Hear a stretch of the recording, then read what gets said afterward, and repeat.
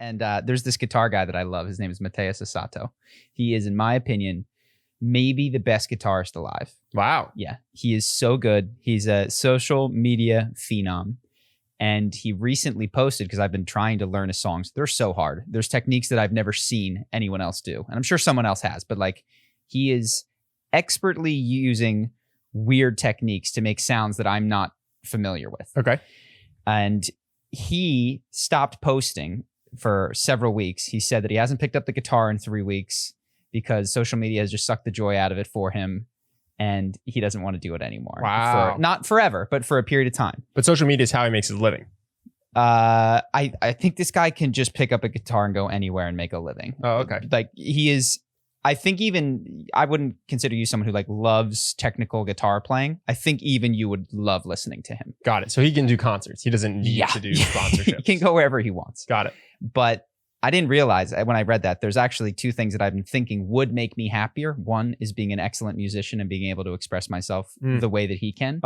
No one who's good at music has ever been depressed. Yeah, and I was just classic. like, oh, crap. Well, no, not that music doesn't bring joy to his life, but I've been feeling not bad, but just sort of the realization that nothing will ever make me happy. What I would say is like, I'm good, I'm cool, but every goal that I could imagine, and I already include the ones that I've checked off, like owning my time, getting to do work that is meaningful and not just drudgery, all very cool, all have contributed, and all what they really have done is remove stress from my life, which is not to be diminished.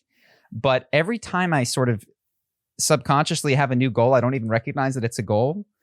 I see somewhere out there in the world that it doesn't work for lasting happiness. Sure. And I'm just left like bereft and completely demotivated, which isn't a bad thing. I just wind up taking walks and playing League of Legends with you and talking nonsense and perhaps, calling my family a bit more.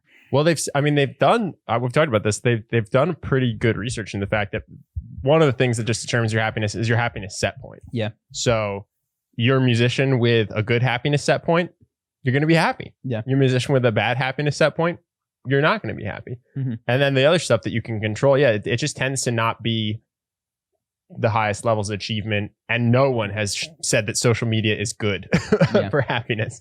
But we talked about it on the podcast before. There's relationships with other people, removing stressors, getting into an environment where you're with nature. There's these consistent things that can, I guess, quote unquote, make you happy.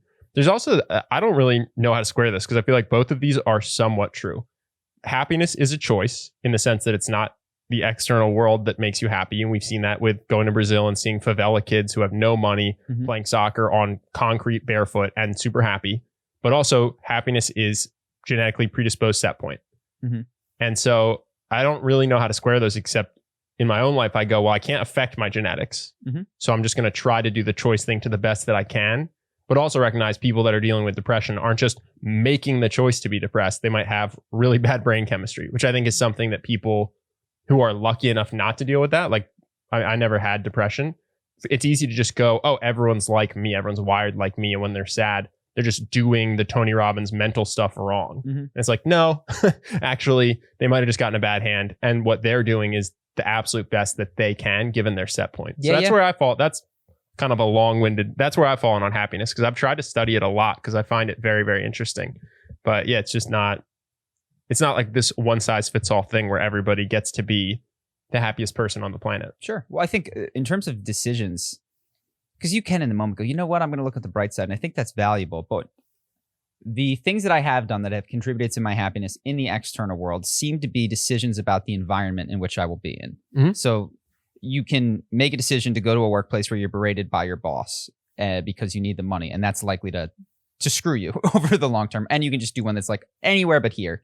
And that's going to have a different thing. So I guess that's just the third piece is environment seems to weigh very heavily on people. That's what I was going to say. So the hedonic adaptation is a thing, which is to say you quit your job to move to Brazil to live on the beach and drink coconuts in a hammock. You're going to be ecstatic for a month. And then at some point, the ecstasy will wear off and it'll just be another day in a hammock with a coconut. But I do think that if you look at my life now, years into entrepreneurship, all the hedonic adaptation has occurred. and you compare it to investment banking, when I didn't find what I was doing rewarding, I had bosses that were harsh. You know what I mean? I think that you would see daily happiness is up just because there isn't that stress, that sleep deprivation, that sense that, oh, what I'm doing is not contributing to anything I'm proud of. So I do think it feels like the day-to-day is just the day-to-day because it is. But I think if you could grab Charlie from the past or Ben from the past and put them side by side, you would notice a difference from the outside of that younger one who's doing something they don't like and sleeping under their desk. You're like, oh yeah, that guy's not, his day-to-day happiness is not as good, even if 10 years later, I don't necessarily remember the difference. You know what I mean? Sure. The other thing that I'm sort of realizing today is if you grabbed me at a random time when we lived in Brazil, I think on any given day, you would probably find me more effusively happy than I am these days. But it's also what I've realized is that was built on a belief that I was building towards something amazing. And it was the thrill happiness. It was excitement happiness.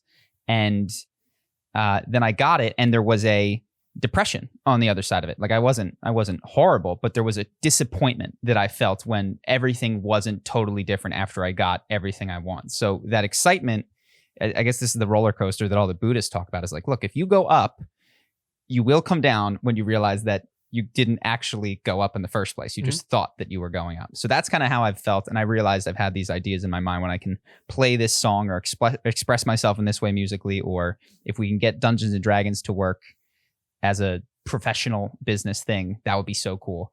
And what I realize is like guitar is going to make me exactly as happy as it makes me when I'm playing rhythm guitar by myself. And Dungeons and Dragons is going to be as fun as it is with no one watching. And those are either good enough to continue doing or not. But the goal orientation for me, this is a fantastic place to be in, but it's interesting.